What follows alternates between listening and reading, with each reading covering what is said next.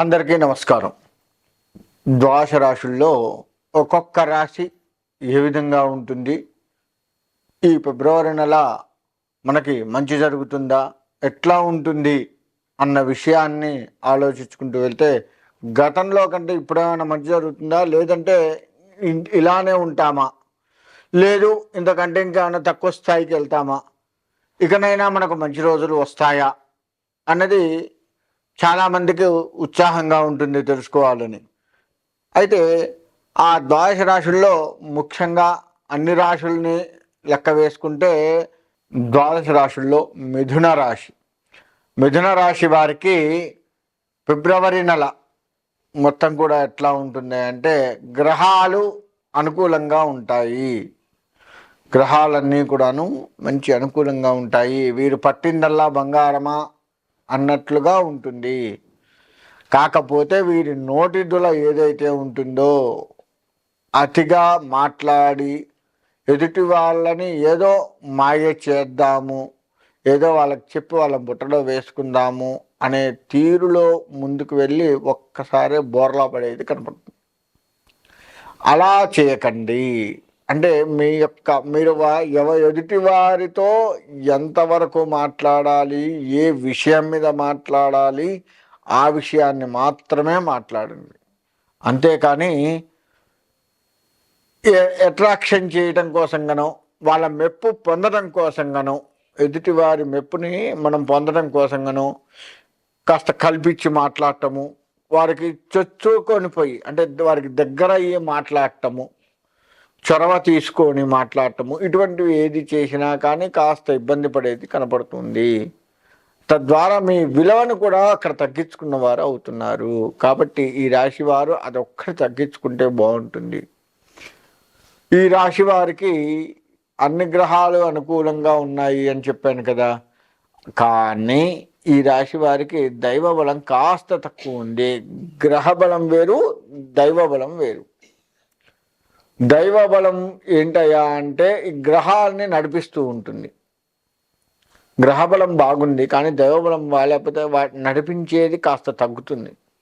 అదొకటి ప్రమాదం. దైవ బలం కూడా తోడైతే ఇటు గ్రహబలము ఇటు దైవబలం రెండూ కూడాను సమంగా ఉన్నా, దైవబలం ఎక్కువ ఉన్నా, ఇంకా దైవబలం ఎక్కువ ఉన్నట్లయితే ఏమవుతుంది అంటే నెమ్మదిగా మనకు జరగవలసింది కూడా దైవబలంతో ఆ గ్రహం కొద్దిగా త్వరగా, అంటే మన పైన బాస్ ఉన్నాడు అనుకోండి, బాస్ భయానికి ఏం చేస్తాం, చేయాల్సింది ఎప్పటి వరకు అప్పుడు చేసుకోవడము, ఏదైనా అడ్వాన్స్గా చేసేది ఉంటే చేసి ఆ ఫైలు రెడీ చేసి పెట్టుకొని అడగంగానే తీసి ఇచ్చేటట్లుగా ఉండడము చేస్తూ ఉంటాం కదా.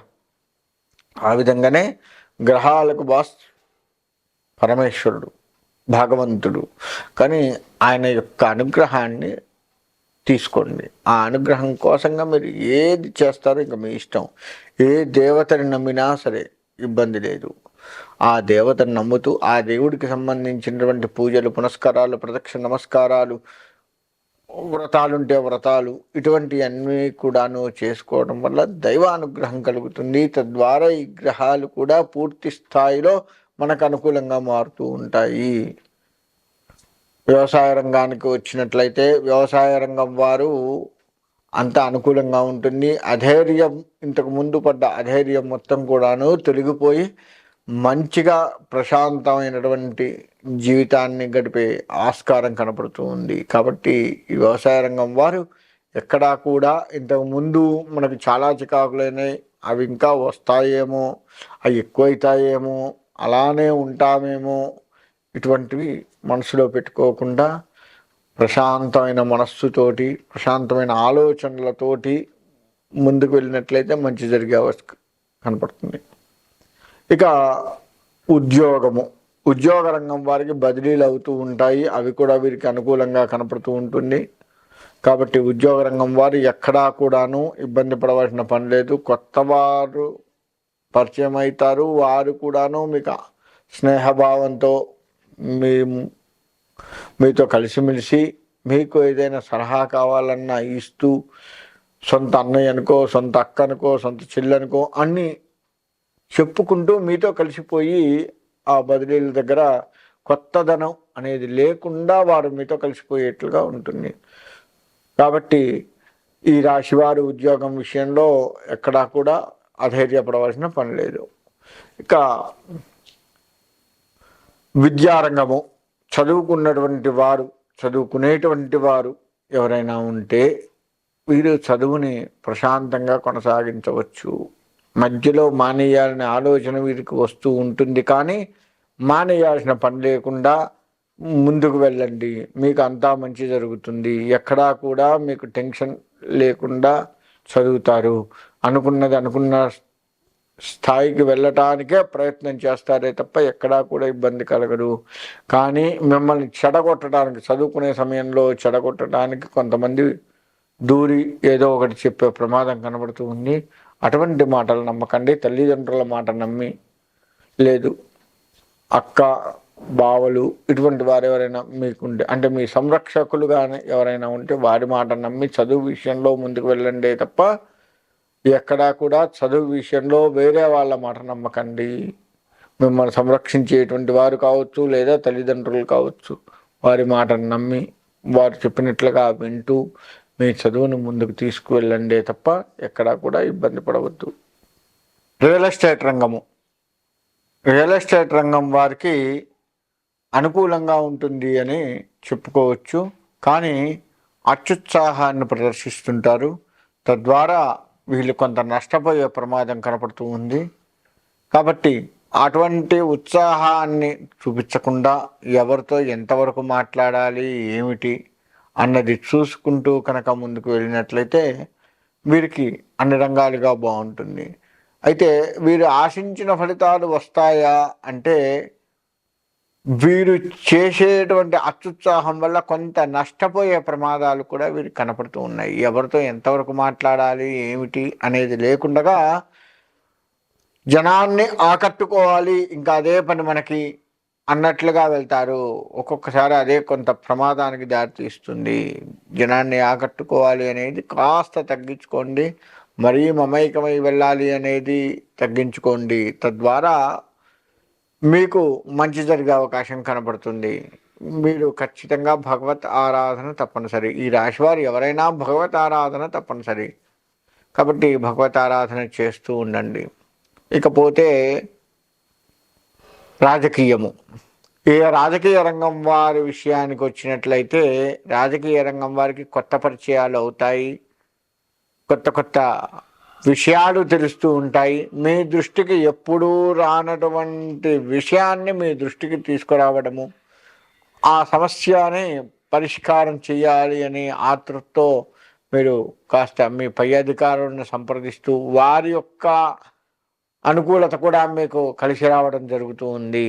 వారు కూడా ఆ సమస్య మీద దృష్టి పెట్టి దానికి ఏమైనా నిధులు కావాలి అంటే త్వరగా ఇచ్చేసి, ఆ నిధులతో మీరు మీ యొక్క రాజకీయ రంగంలో ఉన్నటువంటి సమస్య ఏదైతే ఉందో దాన్ని పునరుద్ధరణ చేసుకొని ఆ ప్రజల సమస్యల్ని తీరుస్తూ ప్రజల మన్ననలు పొందుతూ ముందుకు వెళ్తారు. కాబట్టి రాజకీయ రంగం వారు కూడా ఆందోళన చెందకండి. నరదృష్టి ఉంది, నరదృష్టిని కాస్త దృష్టిలో పెట్టుకోండి. మీరు అలా నరదృష్టిని దృష్టిలో పెట్టుకొని వెళ్ళినట్లయితే అది మీకు కొంత అనుకూలమైనటువంటి వాతావరణం కనపడుతూ ఉంది. ఎట్లా చూసుకున్నా ఈ రాశి వారికి అనుకూలమనే చెప్పుకోవచ్చు. కాకపోతే వీరికి ఏంటంటే భగవత్ అనుగ్రహం కాస్త తక్కువగా ఉంది. కాబట్టి భగవంతుడికి సంబంధించి ఇష్టదేవత, కులదేవత, గ్రామదేవత, లేదు మీ యొక్క ఏ దేవత అయినా సరే, మీకు బాగా అర్చించిన దేవతలు, ఈ దేవుడికి దండం పెట్టుకొని వెళ్తే మంచి జరిగిందని అలా కొంతమందికి ఉంటుంది కదా. అటువంటి దేవతలైనా సరే ఎలా అయినా కానీ చేసుకుంటూ ముందుకు కనుక వెళ్ళగలిగితే, ఎలాగైనా చేసుకుంటూ ముందుకు కనుక వెళ్ళగలిగితే తప్పకుండా విజయం మీదే అవుతుంది. కాబట్టి ఎక్కడా కూడా ఆందోళన చెందకుండా ప్రశాంతమైనటువంటి మనస్సుతో ముందుకు వెళ్ళండి. తొందరపడకండి. చెడగొట్టేవారు ఈ రాశి వారికి ఎక్కువగా ఉన్నారు. కాబట్టి ఎదుటి వాళ్ళ మాట నేను వినేదేంది అనకుండా వారి మాట వింటూ అది మీకు పనికొచ్చేదైతే పాటించడం, పనికిరానిదైతే సరే అట్లానే చేద్దాం పర్వాలేదు అని వాళ్ళకి మంచితనంగా చెప్తూనే ఆ పని చేయకుండా మనకి ఏది మంచిదో అది చేయండి.